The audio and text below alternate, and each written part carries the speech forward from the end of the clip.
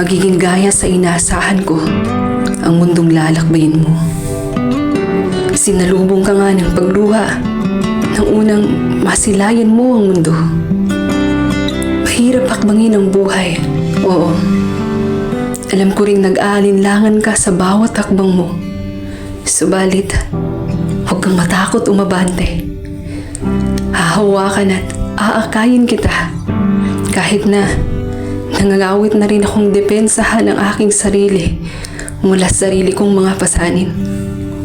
Ngumiti ka lang kahit na may mga bagay na nagpapabigat sa loob mo, na nagpapaluha sa'yo. Mas masakit sa akin ang nahihirapan ka. Pero di kita kailanman pagsasabihan na tumigil ka na.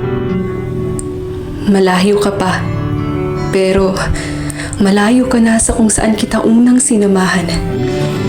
Sa daan ay marami kang makakasalubong, ngunit huwag mong pipiliing samahan ng mga gusto nang huminto at ibig balikan ang napag-iwanan.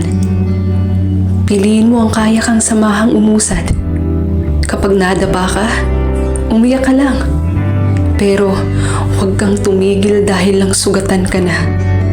Tumayo ka at magpatuloy. Hayaan mo ngang mga sugat at peklat ay maging palamuti mo sa iyong pagkatao. At sa tuwing iisipin mong nag-iisa ka, lagi mong iisipin nandyan ang langit at ako na sinasamahan ka. Bawal lang huminto, pero kung sakaling papara ka man, bumara ka sa daan kung saan magiging payapa ang puso at isip mo, anak.